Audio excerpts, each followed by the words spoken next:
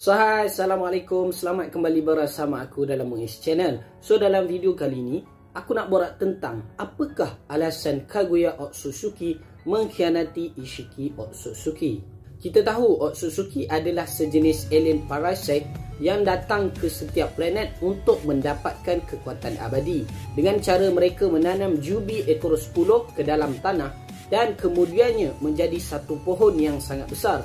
Pohon itu akan menyerap segala energi yang ada di dalam planet tersebut sehingga habis. Dan kemudiannya pohon itu akan mengeluarkan buah yang dinamakan buah cakra. Jadi para Otsutsuki ini akan memakan buah tersebut untuk merevolusikan diri mereka. Setiap Otsutsuki yang datang ke sesebuah planet, kebiasaannya akan datang bersama orang bawahannya. Seperti misalnya Momoshiki dan juga Kinshiki. Tetapi berbeza pula cerita dengan Ishiki Otsutsuki dan juga Kaguya Otsutsuki. Walaupun mereka turun ke planet bumi bersama untuk menyemai buah cakra, tetapi tidak disangka Kaguya telah mengkhianati Ishiki. Jadi perkara itu sangat bertentangan dengan prinsip Otsutsuki yang lain, yang mana bawahan mendengar orang atasan. So dekat sini aku ada senaraikan beberapa kemungkinan ataupun asbab kenapa Kaguya mengkhianati Ishiki Otsutsuki. Tapi sebelum aku memulakan video ni, seperti biasa, kepada korang yang baru sampai, jangan lupa tekan button like, share and subscribe. And hopefully korang dapat bantu aku untuk achieve 7k subscribers dalam masa terdekat. Impian ini akan menjadi kenyataan dengan izin Allah Subhanahu Wa Taala, dan semestinya juga dengan bantuan daripada korang, kita akan berjaya untuk mencapai angka tersebut. So tanpa melengahkan masa, let's proceed with the content. So pendapat aku yang pertama ialah kemungkinan Kaguya itu sendiri ingin menjaga bumi dari kemusnahan. Sebab sebelum-sebelum ni mesti dia dah pergi banyak planet dengan Ishiki Otsutsuki. Jadi aku rasa mungkin dia dah tengok dengan mata dia sendiri apa yang terjadi pada sesebuah planet itu apabila semua energi habis diserap oleh pohon Shinju. So maybe dia ingin menjaga bumi dari binasa seperti planet lain. Alasan kenapa dia nak jaga bumi, kenapa dia tidak menjaga planet lain, pada aku ini disebabkan bumi mempunyai makhluk hidup yang ramai. Bumi juga mempunyai energi alam yang kuat dari segi tanah, api, air dan kilat dan juga sebagainya. Banyak perkara yang berharga yang tidak ada di planet lain. Jadi aku rasa itu sebab Kaguya ingin menjaga planet bumi dari kehancuran yang dibuat oleh Ishiki Otsutsuki. Pendapat aku yang kedua, dia menginginkan perdamaian. Hal ini dibuktikan ketika Kaguya berada di rumah Kaisar Tenji. Pada waktu malam, Kaguya sering menatap bulan dengan cukup lama. Selama melihat bulan yang cantik itu, Kaguya juga ada berkata yang dia menginginkan dunia ini terus aman tanpa peperangan. Dia tidak ingin dunia ini dibinasakan disebabkan peperangan. Dia juga tidak ingin dunia ini jatuh ke tangan yang salah, dan dia tidak ingin planet bumi menjadi seperti planet yang lain. Pendapat aku yang ketiga pula, kerana Kaguya adalah Otsutsuki yang lain dari yang lain.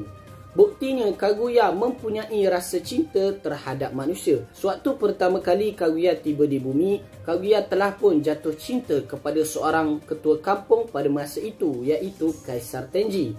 Selepas mereka bersama sekian lama, Kaguya telah pun melahirkan dua orang anak, iaitu Hagoromo dan juga Hamura. Tetapi malangnya, cinta Kaguya itu telah dikhianati oleh orang yang dipercayainya, yang mana mereka telah pun menuduh Kaguya menyerang dan membunuh orang mereka. Walhal sebenarnya Kaguya melakukan perkara sedemikian kerana ingin menjaga dirinya dari orang yang datang dan ingin menculiknya pada ketika itu. Pendapat aku yang keempat, Kaguya menginginkan buah cakra itu menjadi miliknya. Ini kerana pada pendapat aku, dengan dia mempunyai buah cakra tersebut, dia akan mempunyai kuasa yang sangat luar biasa.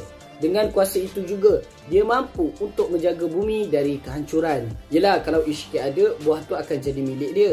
Sebab Kaguya ni orang bawahan dia je, dan dia tidak dapat untuk menjaga bumi. So dia mengambil langkah untuk mengkhianati Ishiki supaya dia boleh menjaga bumi. Tapi kalau macam ada yang tanya, bukankah dia dah kalahkan Ishiki? Kenapa nak buat cakra lagi? Yes, memang betul dia sudah mengalahkan Ishiki. Tetapi perlu diingat perbuatan dia itu akan mengundang marah kaum Otsutsuki yang lain. Seperti yang dikatakan oleh Momoshiki, yang mana perbuatan Kaguya telah pun memalukan klan Otsutsuki.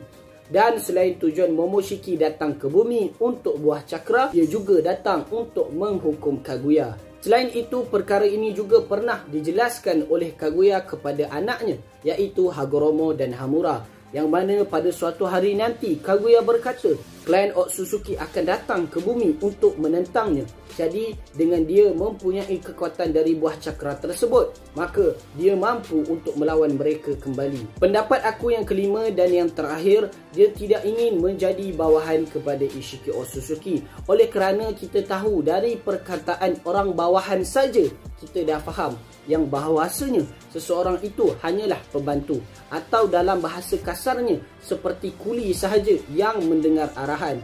Tetapi berbeza dengan prinsip orang bawahan Otsutsuki ini, orang bawahan mereka perlulah melakukan apa saja demi kepentingan orang atasan. Seperti contoh, mereka orang bawahan Otsutsuki akan menjadi korban kepada Jubi ekor 10 untuk ditanamkan di sesebuah planet. Dari sel-sel Otsutsuki yang dimakan oleh Jubi itu beserta cakra dari Jubi itu sendiri, maka terhasillah sebuah buah yang dinamakan buah cakra. Contoh lain kita boleh lihat lagi ketika perlawanan Momoshiki versus kelima Kage, Kishiki sanggup mengorbankan dirinya dengan menjadi buah cakra, lalu kemudiannya buah itu dimakan oleh Momoshiki sendiri.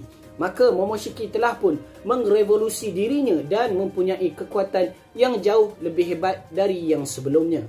So dekat sini kita boleh nampak yang menjadi bawahan kepada Otsutsuki itu bukannya mudah, kerana perlu melakukan apa sahaja, hatta mengorbankan nyawa sendiri demi kepentingan orang atasan. So maybe Kaguya tidak suka untuk dirinya dikorban dengan sia-sia untuk Ishiki Otsutsuki, jadi dia memilih untuk mengkhianatinya. So aku rasa sampai sini saja pembahasan aku tentang apakah alasan Kaguya mengkhianati Ishiki Otsutsuki. So dari apa yang aku jelaskan tadi, pada korang yang mana paling masuk akal? Korang boleh pilih dan korang boleh tinggalkan di ruangan komen di bawah. Maaf kalau ada salah info ataupun kurang. Sekiranya korang ada apa-apa pendapat, just drop di ruangan komen di bawah. Before I end this video guys, sedikit renungan. Kita ini makhluk yang tidak lari dari kesilapan. Kita sentiasa sahaja melakukan kesilapan.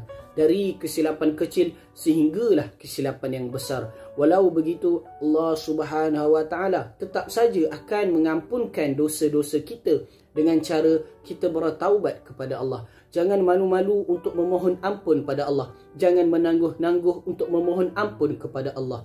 Kerana ingatlah, hidupnya kita lagi di dunia ini bukanlah untuk bersukaria. Bangunnya kita pada waktu pagi bukanlah untuk melakukan dosa, dan bernafasnya kita saat ini bukanlah untuk membuang masa, tetapi kerana satu sebab sahaja, iaitu Allah masih memberi peluang kepada kita untuk terus berubah dari hari ke hari, untuk membanyakkan mengingatnya dari masa ke semasa, untuk sentiasa memperbaiki amalan kita sebelum waktunya tiba. Akhir kata dari saya, ingatlah sahabat sekalian, jika kau merasakan ujian kamu sebesar kapal, maka ingatlah rahmat Allah itu seluas lautan. Jadi teruskanlah bertaubat dan sentiasa muhasabah diri kita. Moga-moga kita menjadi insan yang cemerlang di dunia mahupun di akhirat kelak. Sekian dari saya, yang baik itu dari Allah, yang buruk itu dari kesilapan dan kecuaian saya sendiri. Saya memohon ampun dan maaf jika terkasar bahasa, terlebih bicara, terlanjur kata. Sekian dari saya. Jangan lupa like, share and subscribe. Kita bertemu lagi di video lain di lain hari dan waktu. Sekian. Assalamualaikum.